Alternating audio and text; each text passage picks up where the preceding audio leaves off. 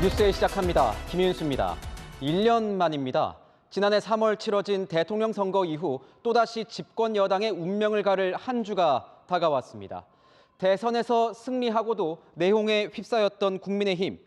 오늘부터 나흘간 치러지는 투표를 거쳐서 새 당대표와 지도부를 선출합니다. 누가 대표가 되든 보수 정당의 미래와 쇄신, 그리고 집권 2년 차에 접어든 윤석열 정부의 국정을 뒷받침할 의무가 있습니다.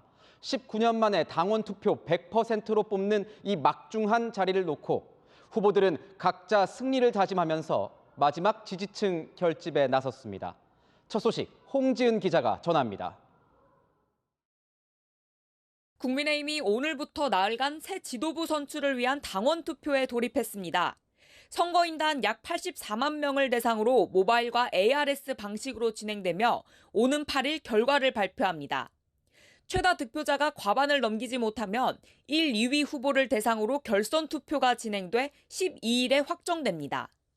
오늘 하루 투표율이 30%가 넘을 정도로 관심이 뜨거웠는데 당권 주자들은 마지막 주말 유세를 돌며 막판 표심 잡기에 나섰습니다. 김기현 의원은 1차에서 과반을 확신했습니다.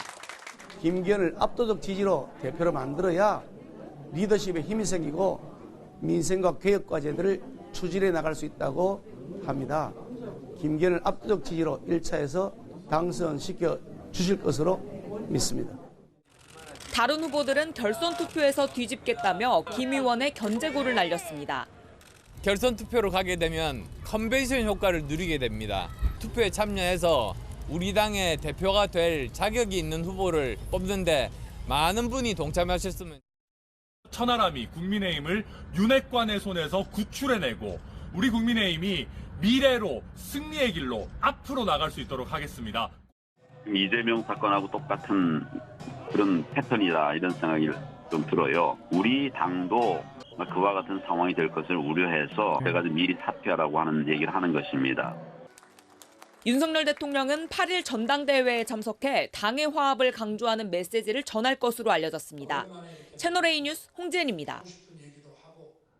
어제 법정에 섰던 이재명 민주당 대표는 오늘 이런 메시지를 냈습니다. 내부 공격을 중단하라. 비명계를 겨냥해 살생부까지 만든 강성 지지자들에게 자제를 요청한 겁니다. 하지만 표결 이후 이미 닷새가 흘렀고 그 사이 당이 갈라질 대로 갈라진 만큼 다소 늦은 감이 없지 않다는 지적도 나옵니다. 당장 이재명 대표 사퇴 청원까지 등장했으니 말입니다. 우현기 기자입니다. 이재명 민주당 대표가 강성 지지층을 향해 내부를 향한 공격이나 비난을 중단해달라고 호소했습니다. 이 대표는 SNS에 우리 안의 갈등이 격해질수록 민생을 방치하고 야당 말살에 몰두하는 정권을 견제할 동력은 약해진다며 이럴 때 가장 미소 짓고 있을 이들이 누구인지 상상해달라고 말했습니다. 체포동의안 표결 이후 이 대표 강성 지지층이 비명계 의원들 명단을 작성해 색출에 나서는 등 내홍이 고조되자 당내 결속을 강조한 겁니다. 이 대표 만류에도 강성 지지층 커뮤니티에서는 해당 행위자들 자료를 모아서 출당시켜 버려야 한다. 억울한 한 명을 빼고 나머지는 맞다는 등의 글이 올라왔습니다. 비명계를 겨냥한 청원글에 대한 동의도 촉구했는데 대선 경선 때 대장동 사건을 터뜨린 이낙연 전 대표를 영구 제명해야 한다는 청원에는 6만 5천 명이 넘게 동의해 답변 기준 5만 명을 훌쩍 넘겼습니다. 비명계는 이 대표가 더 적극적으로 수습하라고 압박했습니다.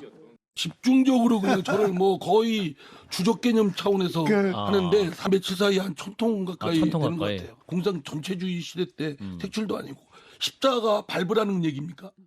당 청원 게시판에는 민주당은 이 대표 사당이 아니다며 이 대표 사퇴와 출당을 요구하는 맞불 청원까지 올라왔습니다. 채널A 뉴스 우현기입니다. 어제 재판에 출석한 이재명 대표는 김만배 씨와의 친분을 부인한 윤석열 대통령 사례를 언급하면서 검찰 수사의 형평성 문제를 제기했습니다. 검찰은 이 주장이 사실과 다르다고 반박했습니다. 이 대표에 대한 폭로를 이어가고 있는 유동규 씨는 이 대표가 말을 자꾸 헷갈리게 한다고 비판하기도 했습니다. 조민기 기자입니다. 어제 오후 법정에 들어서면서 검찰이 윤석열 대통령을 봐줬다는 취지로 발언한 이재명 더불어민주당 대표. 김만배를 몰랐다는 윤석열 후보의 말에 대해서는 조사도 없이 각하했고, 김문기를 몰랐다는 이재명의 말에 대해서는 압수수색, 그다음에 수십 명의 소환 조사를 통해서 기소했습니다. 곧바로 검찰이 사실과 다르다고 반박하고 나섰습니다. 윤석열 대통령의 후보 시절 발언은 김만배를 모른다는 게 아니라 상가집 등에서 본 사이 정도일 뿐 통화할 정도의 개인적 친분은 없다는 평가나 의견 표명이었다는 겁니다. 김만배 씨도 같은 취지로 진술해 윤 대통령을 기소하지 않았다고 설명했습니다. 이 대표가 유동규 전 성남도시개발공사 본부장이 측근이 아니라는 취지로 한 발언으로 기소되지 않은 것도 역시 주관적 평가였기 때문이란 겁니다. 고 김문기 전 성남도계공 개발 1처장을 모른다고 한 발언이 개인적으로 친하지 않아서였다는 이 대표 측 입장을 두고는 유 전 본부장이 작심 비판에 나섰습니다. 그러면 성남 시민들은 아십니까? 라고 묻고 싶고요. 안다, 모른다 하면 되는데 난 친분이 없어서 모른다. 그럼 그 다음에는 안다고 하셨는데 그 다음엔 친분이 생기신 겁니까, 개인적으로? 유 전 본부장은 오는 31일 이 대표 재판에 증인으로 출석해 이 대표가 고 김 전 처장과 함께한 2015년 호주 뉴질랜드 출장과 골프 상황 등을 상세히 증언할 계획입니다. 채널A 뉴스 조민기입니다.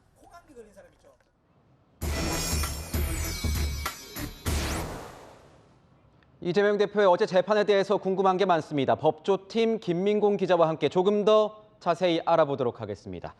자, 김 기자. 이 재판의 쟁점이 2021년 12월입니다. 대선 후보였던 이 대표가 고 김문기 전 처장을 몰랐다고 한 발언이 지금 큰 쟁점이 되고 있는데, 김 전 처장 한 사람을 알았느냐 몰랐느냐가 왜 이렇게 중요한 겁니까? 이재명 대표에게 대장동 의혹과 관련한 진실성은 정치 생명과 직결된 문제입니다. 대장동 개발 업무를 담당했던 김 전 처장을 알면서도 몰랐다고 한 걸로 드러나면 법적 책임은 물론이고 도덕성에도 치명타가 될 수 있기 때문입니다. 검찰 같은 경우에는 이재명 대표가 김 전 처장을 모른다고 발언한 이 시점에 굉장히 치중하고 있는 것 같은데, 2021년 12월 21일, 이날을 굉장히 중요하게 보고 있지 않습니까? 네, 그렇습니다. 김문기 전 처장 모른다는 발언, 대선 후보 신분으로 했던 방송 인터뷰에서였습니다. 이 대표가 민주당 대선 후보로 확정된 게 2021년 10월 10일이고 두 달 뒤 대장동 개발의 핵심 관계자인 유한기 전 성남도계공 개발사업본부장이 극단적 선택을 해 숨집니다. 그리고 열흘 만에 다시 김문기 전 처장까지 극단적 선택을 하면서 대선 후보인 이 대표의 대장동 특혜개발 연루 의혹이 커지고 있는 상황이었습니다. 그런데 김문기 전 처장이 사망한 바로 다음 날 이 대표가 언론 인터뷰에 나와서 몰랐다고 선을 긋는 발언을 했습니다. 대통령 선거일이 석 달도 남지 않은 시점에서 불리하게 돌아가는 여론을 잠재울 의도가 있었다. 검찰은 이렇게 보고 있습니다. 검찰은 그렇게 의심을 하고 있는 거군요. 어제 첫 공판에서는 검찰이 이 채널A에서 방영된 이 영상을 직접 재판에서 틀었다고 하던데 어떤 영상이 있는 겁니까? 네, 검찰은 어제 법정에서 이 대표가 저희 채널A에 출연했을 때 발언 영상을 재생했습니다. 전체 우리 일행 단체 사진 중에 일부를 떼내가지고 이렇게 보여줬더군요. 조작한 거죠. 이 대표가 김 전 처장을 모른다고 발언하자 당시 국민의힘은 해외 출장 당시 두 사람이 함께 찍힌 사진을 공개했습니다. 사진 속 이 대표는 골프를 칠 때 공 위치를 표시하는 이 볼마커가 달린 모자를 쓰고 있었는데요. 이후 채널A에 출연한 이 대표가 국민의힘이 공개한 사진이 조작됐다고 주장한 겁니다. 검찰은 조작이라는 이 대표의 발언은 출장 당시 골프를 친 사실이 없다고 한 것이라며 당시 상황과 관련해 이 대표가 구체적 허위 사실을 밝혔다고 주장하고 있습니다. 그런데도 이재명 대표 같은 경우에는 지금 억울하다 이렇게 입장을 밝히고 있는 것 아니겠습니까? 윤석열 대통령도 대선 국면에서 허위 사실을 공표한 혐의가 있는데 검찰이 수사를 하지 않았다 이렇게 얘기를 하고 있는 겁니다. 어떤 발언이 문제를 삼고 있는 겁니까? 네, 이 대표는 김만배를 몰랐다고 한 윤석열 대통령은 검찰이 조사도 안 했다면서 부당하다고 말했습니다. 이 대표가 지적한 윤석열 대통령의 후보 시절 발언은 이랬습니다.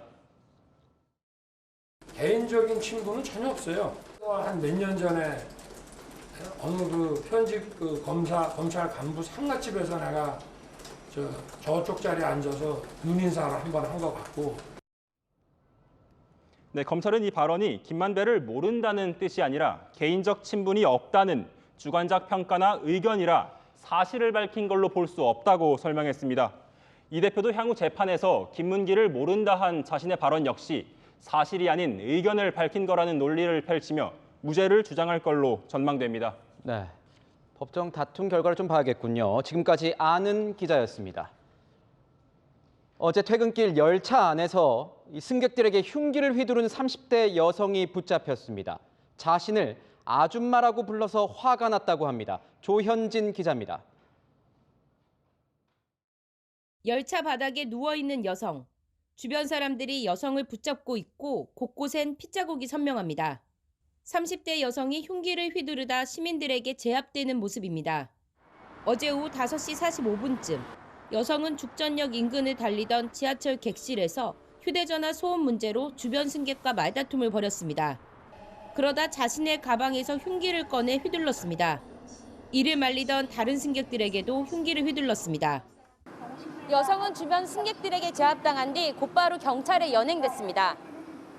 사람들 이제 다들 나오는데 거의 도망치듯이 오니까 안에서 무슨 사고라도 났나 하는데 그 뒤로 이제 경찰분들이 어떤 여성분을 그 수갑으로 채우시고 있어요. 60대 여성이 허벅지에 부상을 입고 병원으로 옮겨졌고 난동을 말리던 다른 승객 2명도 얼굴 등을 다쳤습니다. 다행히 생명엔 지장이 없는 것으로 전해졌습니다. 국토교통부 산하 서울지방철도 특별사법경찰대는 여성을 상대로 조사를 벌였습니다.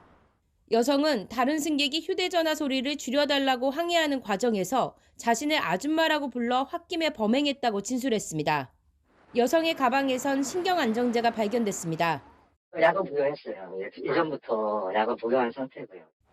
철도 특사경은 오늘 중으로 여성에 대해 특수상해 혐의 등을 적용해 구속영장을 신청하기로 했습니다. 채널A 뉴스 조현진입니다.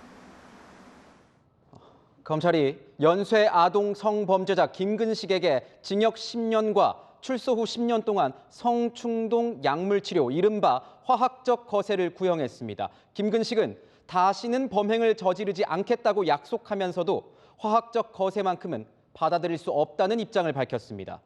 어떻게 생각하십니까? 남영주 기자입니다.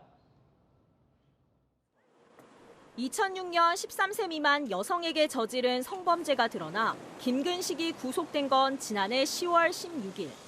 수도권 일대에서 미성년자 11명을 상대로 성폭행 등을 저질러 징역 15년을 살고 만기 출소가 임박한 시점이었습니다.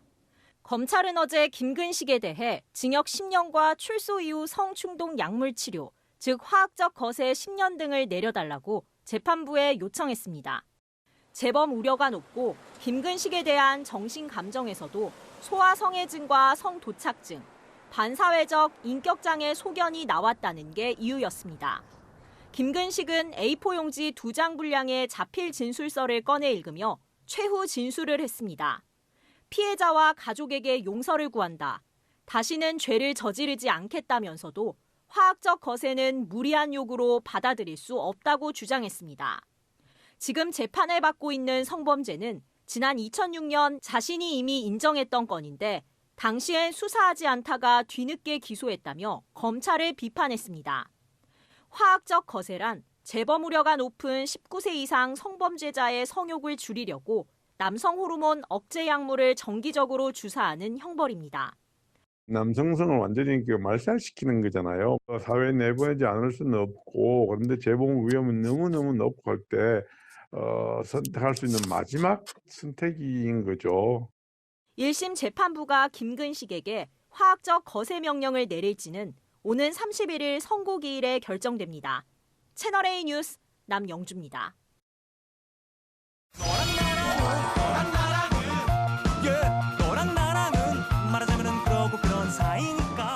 여랑야랑 정치부 최수연 기자와 함께 하겠습니다. 첫 번째 주제 보겠습니다. 민주당이 발의한 특검법 얘기 같습니다. 네, 민주당이 어제 50억 클럽 특검법을 발의했습니다. 대장동 사건을 검찰이 아닌 특검에서 다시 수사하자 이런 내용인데요. 특검법이냐 특권법이냐를 놓고 여야의 신경전이 이어졌습니다. 진실 엄폐를 위한 이재명 특검법이다. 특검 추천 주체를 사실상 민주당이 정할 수 있도록 규정했습니다. 50억 원 클럽 대다수가 국민의힘 관련자들입니다. 차라리 고양이에게 생선을 맡기자고 하십시오. 여야가 이렇게 싸우고 있는데 도대체 뭐가 문제인 겁니까? 네, 바로 특검 추천권 때문입니다. 민주당 특검법은 특검 후보자 2명을 모두 대통령이 소속되지 않은 교섭단체가 추천할 수 있게 했습니다. 현재 교섭단체는 국민의힘과 민주당 2곳이죠. 사실상 민주당만 추천을 할 수 있는 겁니다. 이재명 대표가 대장동 의혹 수사 대상인 상황인데요. 민주당 단독으로 특검을 추천을 하게 된다면 공정성에 문제가 있다, 이런 지적이 나오는 겁니다. 한동훈 법무부 장관도 한마디를 더했습니다. 네, 한 장관은 수사 대상인 이 대표가 입맛대로 수사할 검사를 고르겠다는 것이라며 그게 왜 말이 안 되는 건진 말할 필요도 없다고 비판했습니다. 과거에는 통상 여야가 한 명씩 추천을 하거나 변협 등 외부 추천을 받았습니다. 다만 최순실 특검 당시는요, 박근혜 전 대통령이 속한 새누리당에는 추천권이 없었고 야당인 민주당과 국민의당이 각각 한 명씩 추천했습니다. 네, 그렇군요. 봅시다. 다음 주제 한번 보겠습니다. 엇갈린 사랑의 작대기. 국민의힘 전당대회 얘기인 것 같은데 사랑의 작대기가 엇갈렸다는 건 어떤 의미입니까? 어제 채널A에서 당대표 후보 토론회가 진행됐습니다. 나 아니면 이 사람이라는 코너가 있었는데요. 내가 아니라면 누가 당대표가 되는 게 좋을지 후보들이 각자 지목했습니다. 당연히 안철수 후보입니다. 세 분을 다 선택하고 싶은데 안철수 후보를 선택하고 싶고요. 저는 황교안 후보 선택하고 싶습니다. 저는 다 소중합니다. 김철남을 대표로 좀 세웠으면 좋겠어요. 황교안 전 대표는 김기현, 안철수, 천하람 한 글자씩을 뽑아서 김철남을 언급했는데요. 결국 커플 매칭에는 실패했습니다. 네, 김철남. 매칭에는 실패를 했지만 어쨌든 상대 후보를 각자 선택한 이유가 어떻게든 있지 않겠습니까? 네, 안철수 의원은 유일하게 2표를 얻었습니다. 선택 이후에는 온도차가 느껴졌습니다. 개혁 성향을 공유하고 있다고 생각을 하고 윤핵관이 과하게 당을 좌지우지하는 것을 떨쳐내고 문제의식을 공유하는 분들이거든요. 당을 이끌어가려면 정치 경력이 필요합니다. 다만 이제 입당한 지 1년밖에 안 되기도 했고 보수의 DNA에 아직 체화되어 있지 않은 것이 아니냐. 안 의원은 황 전 대표를 선택한 이유를 이렇게 설명했습니다. 패배를 통해서 얻은 경험이 있으시고 수도권 험지에 직접 출마하시는 용기도 보여주셨고 도덕적으로 무엇보다도 흠결이 없으시지 않습니까? 토론 직후에는 다른 후보들이 모두 자신을 선택했다며 사랑의 짝대기 사진을 올렸습니다. 당원 100% 투표로 진행되는 이번 전당대회가 민심과의 매칭에도 성공할 수 있을지 한번 지켜봐야 할 것 같습니다. 네, 지켜보겠습니다. 지금까지 여랑이었습니다. 3월의 첫 주말인 오늘 서울의 낮 최고 기온이 14도까지 올랐습니다. 아이스크림 가게에는요, 벌써부터 줄이 섰습니다. 염정원 기자입니다. 산수유나무가 노랗게 물들기 시작했습니다. 노란 꽃망울이 고개를 내밀자 나들이객들은 사진에 담기 바쁩니다. 평년보다 일찍 모습을 드러낸 봄꽃이 마냥 반갑습니다. 꽃이 막 피기 시작해가지고 정말 봄이 다가오고 있는 듯한 그런 느낌이 들어서 참 좋습니다. 군사구역으로 묶여 출입이 제한됐던 무등산 정상도 올해 들어 처음으로 시민들에게 개방됐습니다. 많은 등산객들이 찾아 정상 등반의 기쁨과 설렘을 즐겼습니다. 특히 오는 9월부터 정상이 상시 개방되는 만큼 감회가 새롭습니다. 하나, 둘, 셋. 서울에도 봄이 성큼 다가왔습니다. 오늘 서울 낮 기온은 14도까지 올랐는데요. 이렇게 점퍼를 입지 않아도 될 만큼 완연한 봄 날씨에 이곳 한강시민공원엔 나들이에 나선 시민들로 가득했습니다. 아이스크림과 슬러시를 파는 곳엔 사람들이 줄을 섰습니다. 낮 기온이 좀 많이 올라간다 그래가지고 한강 자전거 타러 왔거든요. 그래서 날도 많이 좋고 자전거도 타니까 뭔가 확실히 봄이 온 느낌인 것 같아요. 집안에만 있다가 나오니까 날씨가 완전 많이 풀려가지고 따뜻해서 겉옷 안 입고 있어도 되게 이렇게 입기 좋은 날씨인 것 같아요. 기상청은 다음 주 기온이 더 오르면서 완연한 봄 날씨를 보이겠다고 예보했습니다. 채널A 뉴스 염정원입니다. 마스크 없이 맞이하는 봄 어떻게 준비하고 계십니까? 얼굴을 가렸던 마스크 대신 요즘 화장품 코너에 손님이 몰린다는데 왜 그런지 화장품 가격이 줄줄이 오르고 있다고 합니다. 안보겸 기자가 취재했습니다. 서울 시내 한 백화점의 화장품 코너. 손님들은 매대를 둘러보고 직접 제품을 발라봅니다. 병원, 대중교통 등을 제외하고 실내 마스크 의무 착용이 일부 해제되면서 화장품에 대한 관심이 높아진 겁니다. 피부 화장을 좀 몇 년간 안 했었는데 이제 안 하다 보니까 화장품들이 다 이제 유통기한도 지나고 그래서 다시 새로 사야 되는. 실제로 이 백화점의 올해 색조 화장품 매출은 지난해보다 25% 늘었습니다. 다른 백화점 역시 30% 넘게 뛰었습니다. 이런 가운데 여러 화장품 업체가 가격 인상을 단행하고 있습니다. 한 수입 브랜드는 기초 제품을 중심으로 최대 13% 넘게 가격을 인상했고 색조 전문 브랜드 역시 최대 20%까지 가격을 올렸습니다. 중저가 브랜드 역시 가격 인상 행렬에 동참했습니다. 화장품 업계는 원자재 가격과 물류비 상승으로 가격 인상이 불가피한 상황이라고 설명합니다. 오랜만에 마스크 없는 봄을 맞이하는 시민들은 오르는 화장품 가격이 달갑지 않습니다. 체감적으로 느꼈을 때도 가격이 대체적으로 많이 높아진 것 같은데 아무래도 부담스러운 면이 있는 것 같아요. 물가도 올라서 이제 생활비나 이런 것도 올랐는데 화장품가까지 오르다 보니까 고물가 시대 화장품 가격까지 인상 대열에 오르며 시민들의 물가 부담은 더 커지고 있습니다. 채널A 뉴스 안보겸입니다. 지난해 우리나라 합계 출산율은 역대 최저치인 0.78명, OECD 가입국 중 최하위를 기록했습니다. 저출산과 고령화로 소멸 위기에 처한 일부 지역들은 이 출산율을 잡아 올리기 위해서 앞다퉈 현금 보따리를 풀고 있습니다. 김태형 기자입니다. 올해 1월 1일 이후 태어난 모든 아이에게 1,000만 원씩 준다. 충북도가 5월부터 시행하는 출산 육아수당입니다. 예산은 도가 40%, 각 시군이 60%를 부담합니다. 지난해 충북에서 태어난 아이는 7,400여 명으로 전년보다 730명이 줄었습니다. 떨어지는 출산율을 막기 위해 현금 지급이라는 유인책을 꺼내든 겁니다. 전남 강진구는 아이를 낳을 때마다 양육수당으로 5천만 원 넘게 지급합니다. 이 밖에도 대전시는 1,000여만 원, 전북 정읍 600만 원 등 현금성 지원책을 앞다퉈 내놓고 있습니다. 현금 지급이 출산율 증가에 영향을 줄 수 있을까? 반응은 엇갈립니다. 고물가 시대다 보니까 부담을 좀 덜 받을 수 있기 때문에 좋은 혜택이 아닌가 싶습니다. 이걸 받는다고 아기를 더 낳거나 그러진 않을 것 같아요. 현금성 대책이 기대만큼 효과가 없다는 지적도 나옵니다. 지난 2012년부터 아이 한 명만 낳아도 300만 원을 줬던 전남 해남군. 합계 출산율이 7년 연속 전국 1위를 기록했지만 인구수는 오히려 12,000명 줄었습니다. 돈을 많이 준다고 저는 낳지는 않는데요. 인구 유지 초점을 좀 돌려야 되지 않을까 싶네요. 광주시도 정책 효과가 떨어진다고 보고 출산 축하금을 없애기로 했습니다.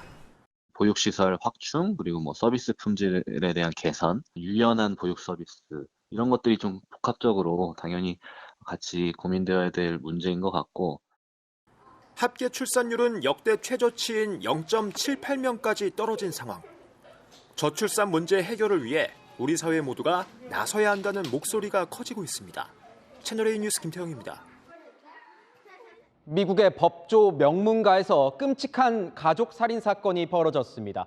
50대 변호사가 아내와 막내 아들을 살해했습니다. 그런데 그동안 저지른 범죄가 들통날 상황이 되자 가족을 잃었다는 동정심을 유발하고 시간을 벌기 위해서 가족을 희생시켰다는 진술이 나왔습니다. 워싱턴 이윤우 특파원입니다.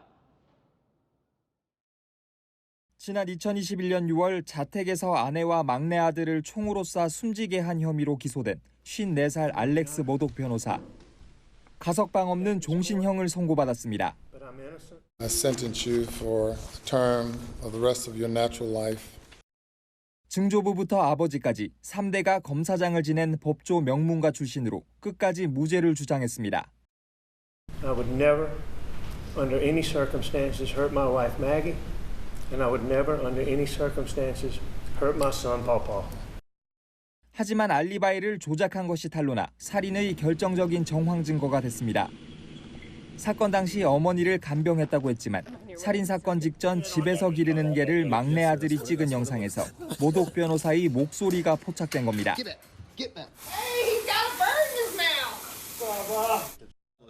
검찰은 과거 막내 아들의 과실치사 사건을 무마하려 한 혐의 등 각종 범죄가 들통나게 되자 동정 여론을 사기 위해 가족을 살해했다고 봤습니다. 모독 변호사 측은 재판 결과에 불복해 항소할 계획입니다. 워싱턴에서 채널A 뉴스 이은우입니다.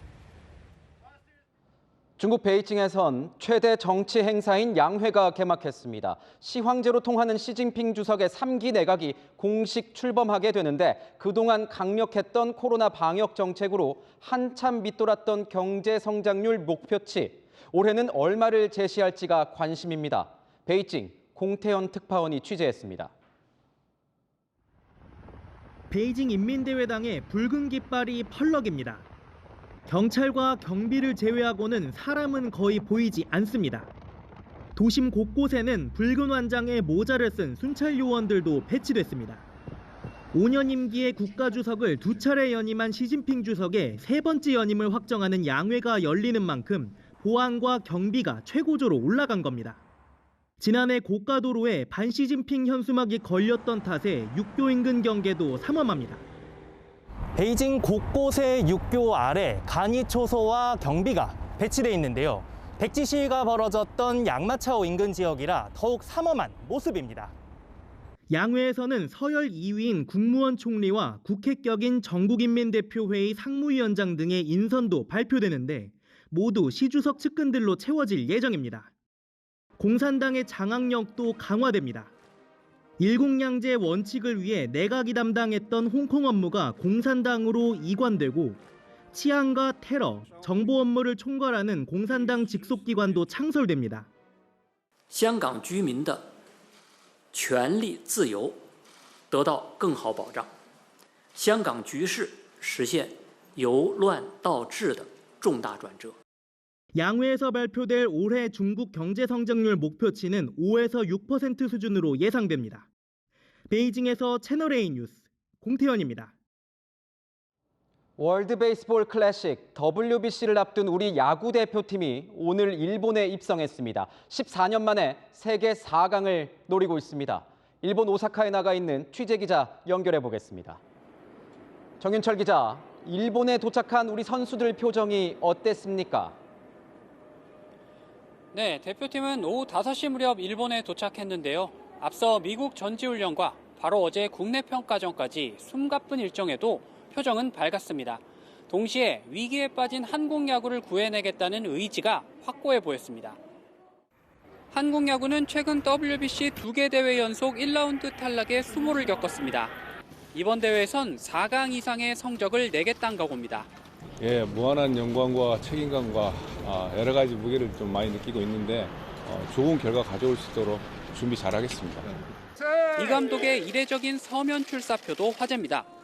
이강철 감독은 카타르에서의 대표팀 투지와 메시가 있는 아르헨티나의 열정이 우리에게 태극마크의 의미를 되새겨준다며 각오를 다졌습니다.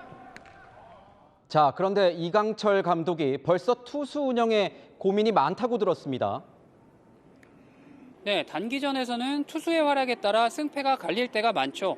그런데 이번 WBC는 독특한 투수 규정으로 인해서 감독들의 머릿속이 복잡해지고 있습니다. WBC에선 선발 투수가 아무리 잘 던져도 완봉승이 불가능합니다. 혹사를 막기 위해 투구수가 정해져 있고 의무 휴식일도 있기 때문입니다. 대표팀은 선발과 불펜의 구분 없이 경기 상황과 투구수에 맞춰 투수를 바꾸는 벌떼 마운드로 승부를 볼 계획입니다. 이 때문에 어제 평가전에서 무려 13명의 투수가 마운드에 올라 경기력을 점검했던 겁니다. 폼을 좀 유지해서 이제 실전이니까 준비 잘 해달라고 얘기하셨습니다. 대표팀은 모레부터 오사카에서 열리는 일본 프로팀과의 연습 경기로 최종 담금질에 돌입합니다. 일본 오사카에서 채널A 뉴스 정희철입니다. 건강을 위해서 요즘 걷기 운동 하시는 분들 많습니다. 하루에 10,000보 채워야지. 그래서 만보 하시는데 이 만보보다요 더 중요한 게 있습니다. 걸을 때 엄지발가락이 신발 천장에 닿는지 꼭 확인해 보시기 바랍니다. 약이 되는 걷기, 윤승옥 기자가 전해드립니다. 평일 서울 양재천 많은 시민들이 건강을 위해 열심히 걷습니다. 보통 한 10,000보 정도 그래요. 걷는 건 1시간 정도 할 거예요. 하지만 제대로 걷는 사람은 거의 없습니다. 속도는 느리고 몸은 흔들려서 자칫 부상당할 수 있다고 전문가는 지적합니다. 한 70에서 80%는 좀 자기의 보폭이나 속도를 잘 못 내면서 걷는 거, 걷기를 개선시키는 게 좀 필요하겠구나. 제대로 걷는 건 결코 쉽지 않습니다. 상체는 세우고 시선은 전방 10m를 바라봅니다. 팔 각도는 45도 정도, 발은 5에서 7도로 벌려서 뒤꿈치, 발바닥, 발가락 순으로 딛습니다. 보폭은 키에서 1m를 뺀 정도, 속도는 초당 1.6m가 이상적입니다. 걷기는 이처럼 복잡하지만 사실 한 가지만 알면 해결됩니다. 발을 내디딜 때 엄지가 신발 천장에 닿게 하는 겁니다.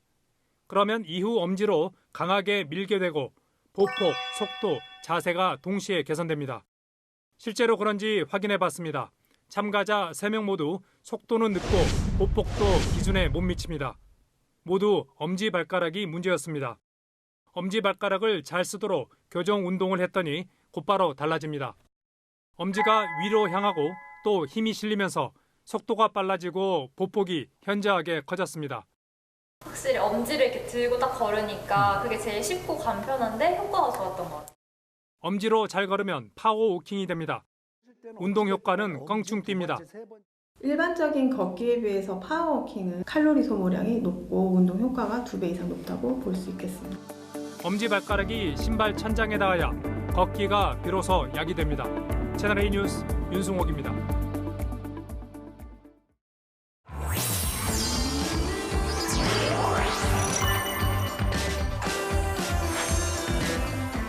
오픈 인터뷰 시작하겠습니다. 오늘은 이분 꼭 모시고 싶었습니다. 배우 박진희 씨 모셨습니다. 어서 오십시오. 네, 안녕하세요.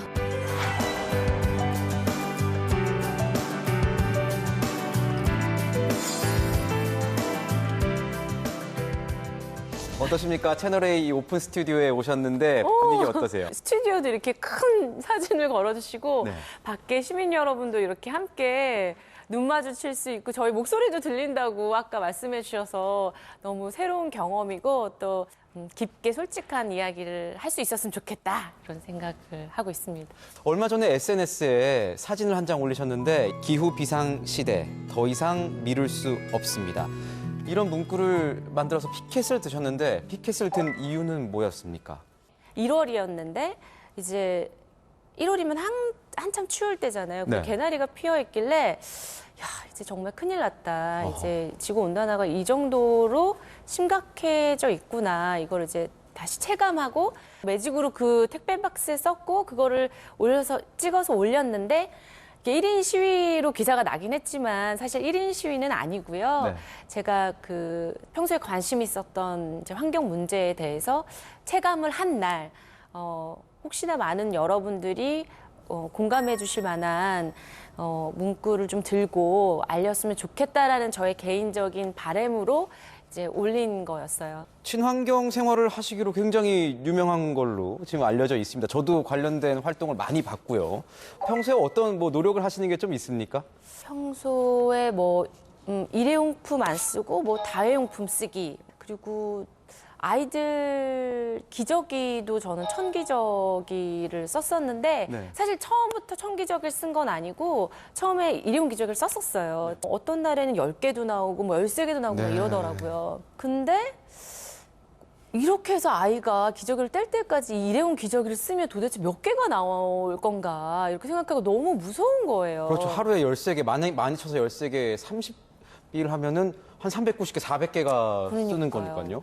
그래서 이렇게 쓰다가는 안 되겠다. 최소한 이 아이가 지구에 태어나서 지구에 무해한 사람으로 살길 원했어요, 저는. 그래서 청기저귀 사용해서 아이들 키우고 또 아이들 세정제 같은 거 뭐 샴푸 어렸을 때부터 샴푸나 뭐 린스나 바디 클렌저 이런 거 안 쓰고 지금도 안 쓰고 있거든요. 그럼 어떻게? 물로만 씻겨요, 저희는. 물로만요? 네. 100일까지는 그냥 폭 이불에 쌓여 있다가 그냥 이게 다지 아이들이 뭐 밖에 나가서 무슨 유해물질에 노출된다든지 미세먼지 노출될 일이 그렇게 많지 않으니까요. 네. 그래서 물로만 씻겼는데 이거 괜찮더라고요. 그래서 그래? 그럼 돌까지 한번 해볼까? 그래서 돌까지 했는데 괜찮은 거예요. 그래서 앞으로는 뭐 본인이 원하거나 아니면 진짜 너무 땀 냄새 나고 이러면 당연히 쓸 수 있겠지만 아직까지는 물로만 씻고 있어요, 아이들이. 안 쓰게 되면 좀 힘들 것 같은 게 요즘 배달 많이 하잖아요. 네. 배달 용기들은 다 플라스틱이란 말이에요. 맞아요. 그럴 경우에는 어떻게 합니까? 재활용 용기를, 재사용 용기를 주시는 데가 있어요. 그래서 굳이 먹으려고 하면 이제 그런 데를 이용한다거나 아니면 매장 픽업을 한다거나 용기를 가져가서 이제 매장 픽업을 한다거나 그런 노력들은 하고 있죠. 그렇지만 그럼에도 불구하고 막 새벽 뭐 한두 시에 진짜 오늘은 너무 야식이 먹고 싶다, 뭐 하나 시켜 먹자 하면은 제 행복을 위해서 시켜 먹어요. 행복을 위해서 또 그런 거는 할 수도 있는 거고. 그럼요. 어떻게 이렇게 환경 지킴이로서 이렇게 생활하게 된 어떤 계기 같은 게 있을까요? 저희 두 아이가 큰 계기가 됐죠. 왜냐면 우리 아이들이 아직 어린데 앞으로 살 환경이 점점 이렇게 심각하게 나빠지고 있다면 우리가 무언가 해야 되지 않은 것인가. 제가 이타심이 있어서 제가 막 사람을 사랑하고 인류를 사랑하고 환경을 사랑해서라고 말하지 않고요. 그냥 저 잘 살려고요. 저희 아이들 너무 좋은 환경에서 잘 살길 원해서요. 그냥 제 목소리를 낼 수 있는 곳에서는 내자라고 하는 거죠. 근데 이런 걸 보실 때 한편에서는 좀 불편한 시각을 가진 사람들이 있을 수도 있었을 것 같아요. 혹시 만나보셨습니까? 댓글이나 뭐 다른 방법으로 불편함을 표현하시는 분들은 분명히 있으신 것 같아요. 제가 옳다고 생각하는 것이 모두에게 옳을 수 없는 거잖아요. 그래서 그렇게 표현하시고 말씀하실 수 있다. 네, 그렇게 생각하고 있어요. 여고괴담이라는 이 작품을 얘기를 안 할 수가 없을 것 같아요. 왜냐하면 여고괴담 그 1편이 굉장히 많은 시리즈를 만들어냈고 또 여고괴담이 배출한 스타들이 굉장히 많았기 때문에 어떻습니까? 여고괴담은 어떤 작품이었어요? 배우님께. 그 저의 첫 이제 영화로서 처녀작이었고 그리고 그때 다 동갑이었거든요, 배우들이. 그래서 되게 편하게 찍었고요. 그리고 학교 졸업한 지 얼마 안 돼서 또 저희도 그런 이야기를 경험했고 그냥 재미나게 찍었고 열심히 찍었지 막 이게 막 이렇게 이슈가 되고 흥행이 되고 사회적으로도 굉장히 이렇게 다루지 않았던 문제들을 꺼내놨다라는 이제 시선들도 많이 있었잖아요. 그래서 그런 것들에 대해서 되게 놀랬죠. 지금 더 글로리도 어떻게 보면 뭐 복수 내용이긴 하지만 내용이 학교에서 또 학폭을 주제로 다루면서 하는 거 아니겠습니까? 그래서 약간 그 전에 나왔던 이걸 모태로 한 게 아닐까라는 말씀해 주시면 생각도. 너무 감사하고요. 저한테는 참 좋은 작품이었고 또 잘 돼서 제 이름을 또 한 번 더 알릴 수 있고 제 연기를 보여드릴 수 있는 기회가 된 작품이었었어요. 네. 영화 뭐 여고괴담도 있었고 흥행도 많이 하셨습니다. 다양한 광고를 찍으면서 또 스타가 되셨어요. CF 스타 아니셨습니까? 가장 기억에 남는 광고 있으십니까? 저를 정말 많이 알린 광고 중에 하나가 이제 핸드폰 광고가 있었어요. 걸리는 게 있지. 내게 아니네. 접히는 게 있죠. 저기요? 폴더로 걸어볼래요? 그 광고, 그 다리가 노출되는 광고 이후에 굉장히 팬들이 많이 늘었던 거죠. 맞아요. 그때는 진짜 군인 여러분들이 사무실로 막 이렇게 편지 보내고 그럴 때였거든요. 네. 편지도 어마어마하게 오고 막 이랬었죠. 아, 그랬군요. 저희가 또 오픈 스튜디오다 보니까 시민분들한테 질문을 좀 받아봤습니다. 네. 시민 질문이 이런 거예요. 다시 태어나셔도 배우를 하실 거냐? 이렇게 물으시는데 어떤 답을 주시겠습니까? 다시 태어나면 안 할 것 같은데요. 안 하신다고요? 좋지 않아서 안 한다는 게 아니라 네. 다른 걸 해보고 싶어서. 어떤 걸 해보고 싶으세요? 목수? 일단 무언가를 만드는 게 네. 좋고요. 연기도 마찬가지로 대본을 가지고 이제 제가 캐릭터를 만들어내야 되는 거죠. 그러니까 또 나무를 좋아하다 보니까 이렇게 나무 향을 맡으면서 작업할 수 있는 직업 혹은 그런 일, 뭐 꿈을 생각한다면 야, 목수가 돼봤으면 또 어땠을까 이런 생각을 자주 합니다. 자주 하시는군요. 앞으로 배우로서는 어떤 계획을 가지고 계세요? 살면서 한 번도 인생이 계획적으로 된 적이 없는 것 같아요. 네, 그래서 뭐 항시 계획을 이렇게 질문해 주시면 뭐 계획이 없고요. 네. 주어진 거에 혹은 제가 할 수 있는 거에 열심히 하는 게 계획입니다. 감사합니다. 네, 네, 지금까지 배우 박진희 씨 만나봤습니다. 고맙습니다.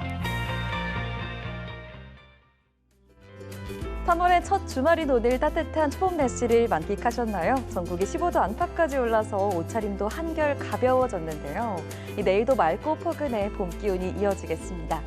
서울이 16도, 대전과 대구 17도, 광주는 18도까지 올라서 오늘보다도 조금 높겠습니다. 날이 풀리는 동시에 공기는 더욱 탁해지겠습니다. 전국 대부분이 초미세먼지 나쁨 단계로 예상됩니다. 한편 건조특보가 연일 이어지고 있고요. 전국 곳곳에서 화재 사고도 발생하고 있습니다. 산행과 캠핑 등을 계획하셨다면 산불에 대한 경각심을 갖고 각별히 주의해 주시길 바랍니다.